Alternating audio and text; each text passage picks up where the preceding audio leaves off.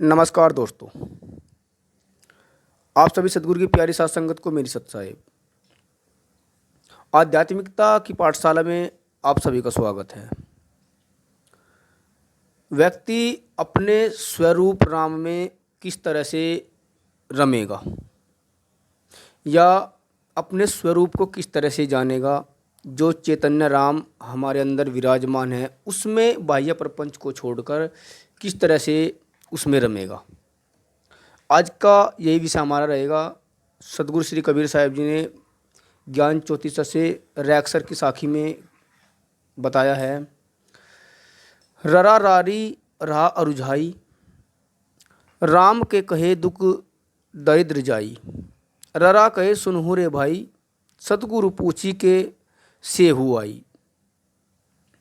रारी का मतलब होता है झगड़ा और राम का मतलब बताया है साहिब ने, जो शरीर के अंदर चैतन्य जीव है, रमैया राम है। संसार में यह झगड़ा उलझा हुआ है। राम राम कहने से सब दुख दरिद्रता नहीं मिट जाती है। अगर मैं राम राम रटता रहूं, इससे मेरा दुख दूर नहीं होगा। इसलिए सदगुरु श्री कबीर साहिब जी कहते हैं कि अच्छे सदगुरु की शरण लेकर राम का सेवन करे और अपना कल्याण करे।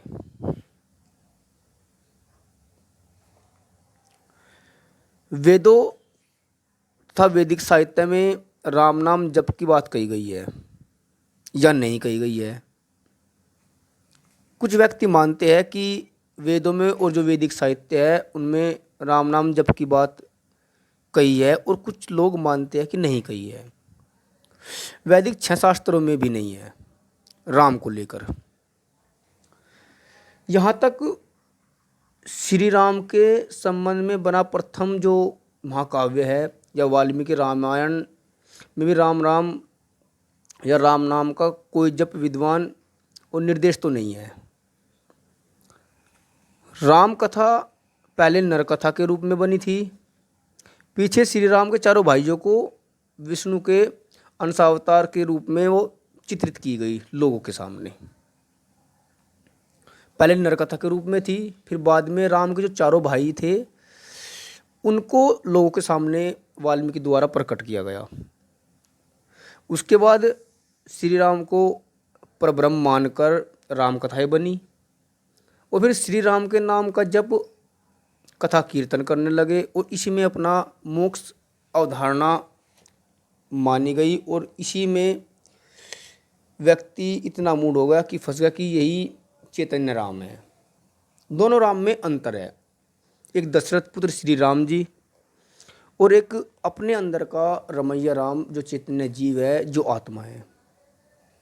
अब हमें रमना कौन से में है, स्वरूप स्थिति में ठहरना किस में है, ये साहिब ने यहाँ बात बताई है। फिर राम नाम जबकि इतनी महिमा बढ़ी और यहाँ तक कहा गया कि जीवन में इतना पाप किया जा सकता है जितना पाप एक बार में राम कहने से भस्म हो जाता है। ये अवधारणाएं लोगों के मन में पैदा हो गई। राम का नाम लेते ही संसार सागर में सुख मिल जाने की गारंटी दी गई है।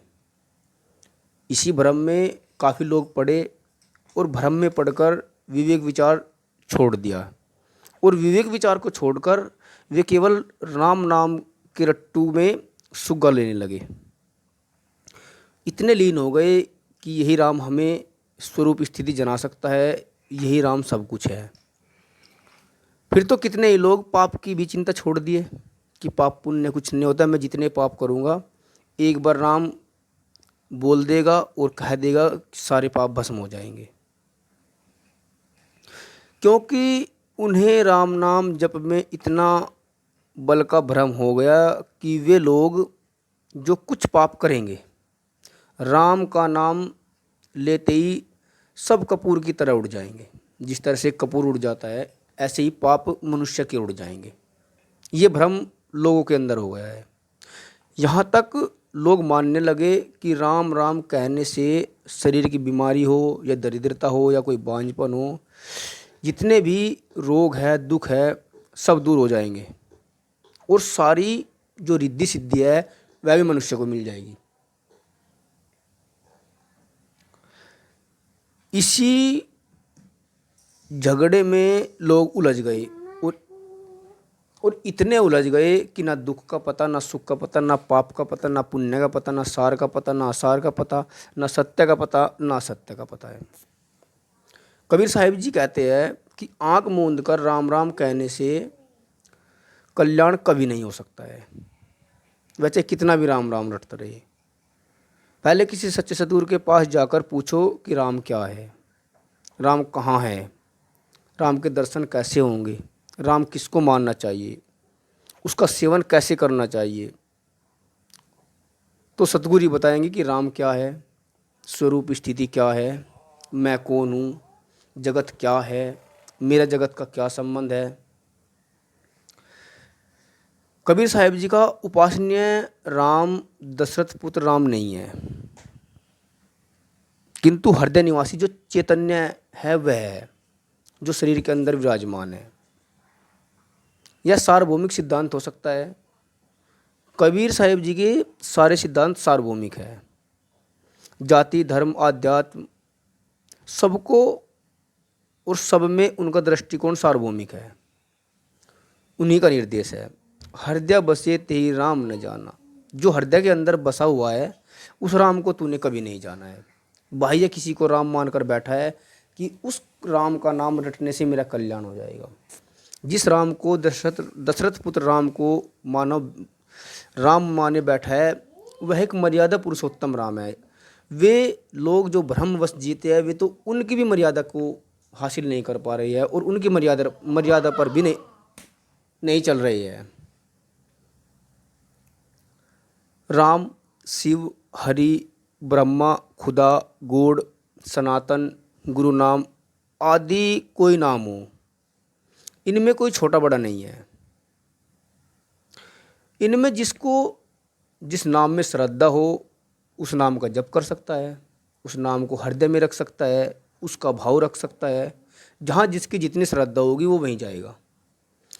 किसी भी पवित्र अवधारित नाम के जप से मन में सात्विकता और कुछ एकाग्रता आती है, लेकिन क्या वह सच है जो हम जप रहे हैं, ये जानना बहुत जरूरी है। यही सर्वोच्च साधन नहीं है। यह तो रोते हुए बच्चे के मुंह के काट का चटवा देना है, उससे वह थोड़ा चुप हो जाएगा, परंतु उसे माँ के सच्चे दूध की आवश्यकता होती है। इसी प्रकार मनुष्य को भी सच्चे सद्गुरु की आवश्यकता होती है। झूठे राम राम रटने से उसका कल्याण नहीं होगा।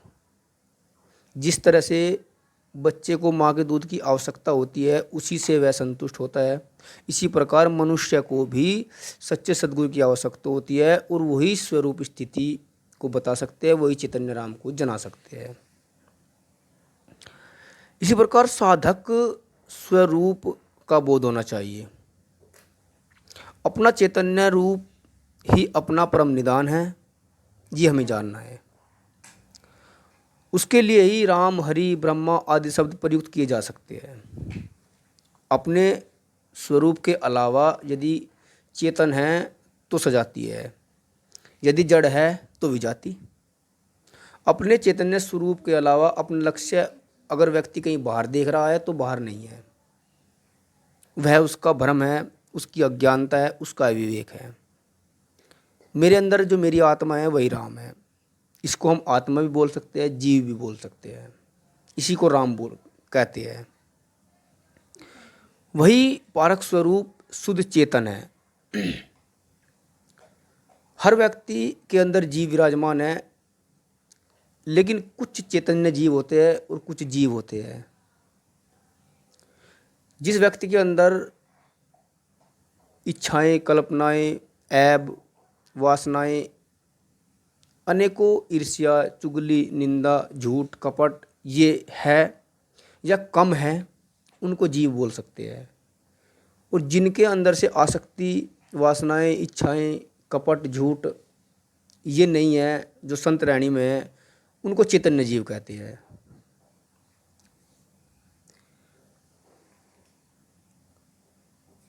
वही पारक स्वरूप शुद्ध चेतन है। राम राम कहने की आवश्यकता नहीं है। राम राम रटने से कोई भला नहीं होगा। अपने स्वरूप, अपने पारक स्वरूप शुद्ध चेतन को जानना है। किंतु विषय वासना एवं विकारों को त्याग कर जो व्यक्ति अपने चेतन रूप राम में रमने की आवश्यकता है, अगर उसमें नहीं जाएगा तो फिर व्यर्थ है जीवन। मन से विषय विकार हट जाने पर उसमें चेतन का ही बोध रह जाता है। बस मन से विषय विकार हटाने हैं। जब ये इच्छाएं, कल्पनाएं, राग, द्वेष, चुगली, निंदा, झूठ, कपट ये सब व्यक्ति धीरे धीरे धीरे धीरे कम कर लेता है या छोड़ देता है, तब वह चेतन का बोध हो जाता है और स्वरूप स्थिति में ठहरता है। इसी बोध में स्थित होना ही राम का सेवन है, राम में रमना है। इसीलिए साहिब कहते हैं कि बाह्य राम राम रटने से, झूठा राम राम रटने से अपने जो अंदर विराजमान शुद्ध चैतन्य राम है उसको नहीं भूलना है। इसलिए साहिब कहते हैं कि यह स्वरूप राम में रमना होगा, तभी कल्याण होगा। बोलिए श्री सद्गुरुदेव की जय।